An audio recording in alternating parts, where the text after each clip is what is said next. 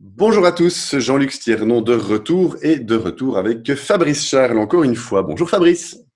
Bonjour Jean-Luc. Et ici Fabrice, pour cette capsule 5, on va parler, tu vas surtout nous parler des poupées russes, du concept des poupées russes. Eh bien écoute, nous t'écoutons. Mais comme tu dis, c'est un concept. C'est un des concepts principaux de la cohérence somatopsychique.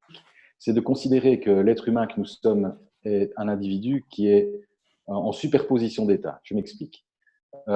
Tout dans notre organisme, alors que nous sommes censés être les êtres les plus évolués de la planète avec notre néocortex, tout dans notre organisme fonctionne, comme on l'a déjà dit dans les capsules précédentes, sur les substrats biologiques.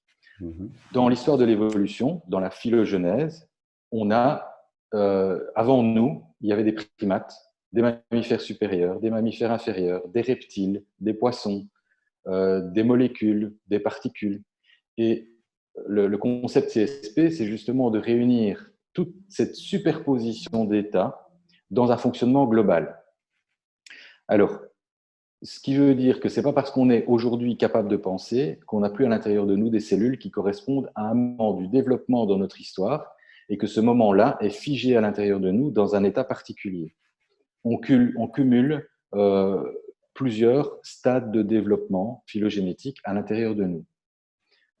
J'ai choisi en cohérence somatopsychique de travailler sur ceux qu'il était possible de travailler avec les techniques que je connaissais déjà et de les mettre en rapport chaque fois avec un stade de développement. Donc, on sait par exemple travailler au niveau moléculaire avec des médicaments, ça c'est pas ma spécialité, mais les médicaments agissent sur un plan moléculaire.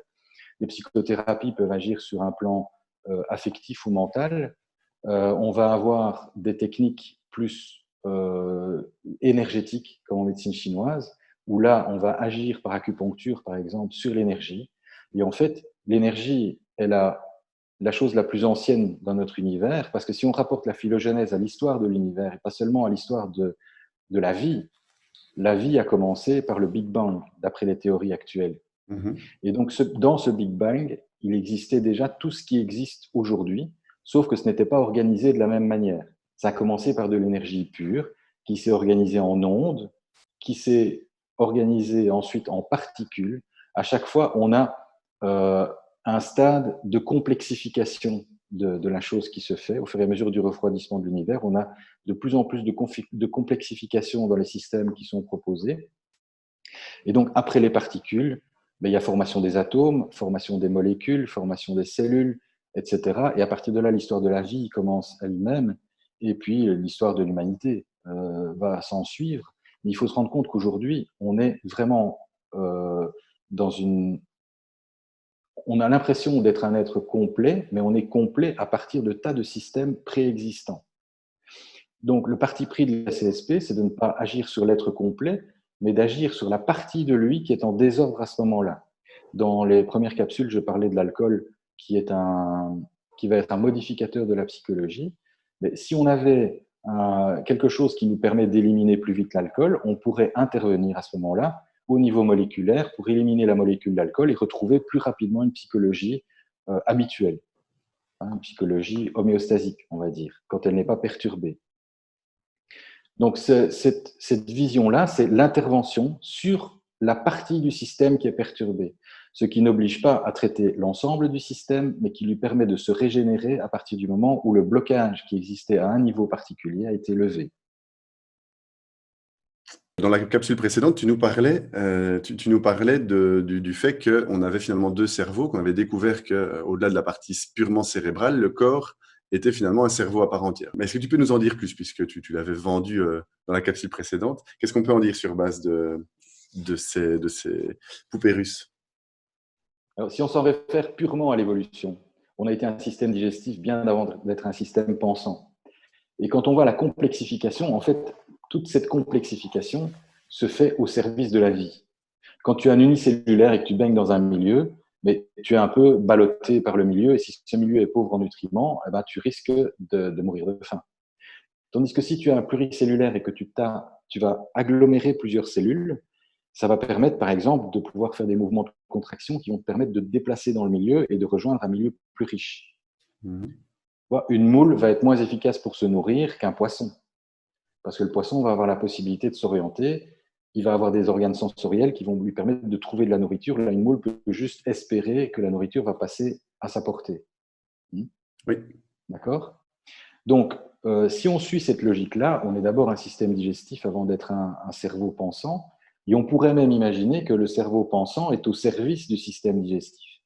Et que donc le premier cerveau a un deuxième cerveau à sa disposition et que le premier, ce serait donc bien le cerveau entérique et que le deuxième serait le cerveau cérébral. Et que le cerveau cérébral serait à la disposition des autres systèmes. Puisque tu sais que j'ai une admiration particulière pour Henri Laborie, il disait qu'en fait, la pensée était là pour justifier les décisions qui avaient déjà été prises à des niveaux inférieurs. Donc en fait, on explique, pour lui, on explique ce qu'on fait, mais c'est pas là qu'on le décide. Et ce qui est intéressant, par exemple, c'est de voir que quand une image stressante va apparaître à l'écran d'un ordinateur, le cœur réagit à l'image stressante avant le cerveau. Donc, le système neurovégétatif va être imprégné de l'information et y réagir avant que la pensée ait capté l'information. C'est intéressant de voir ça. Ce qui donnerait quand même une idée qu'il y a un système qui est antérieur à l'autre, et en termes phylogénétiques, et en termes d'importance fonctionnelle. Je ne dis pas maintenant que vivre sans cerveau est une possibilité, hein, entendons-nous bien, pas pour nous, puisque notre système s'est organisé autour d'un ensemble fonctionnel en superposition d'états, avec y compris un néocortex. On ne peut plus en faire l'ablation sans détruire le système, d'accord? Ça, on y reviendra lorsque je parlerai plus du néocortex préfrontal, puisque c'est ma passion, on va dire, c'est mon fer de lance.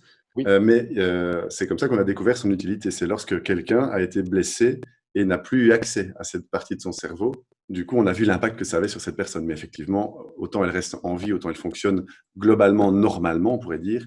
Il lui manque une clé capitale qui est présente pour l'espèce humaine.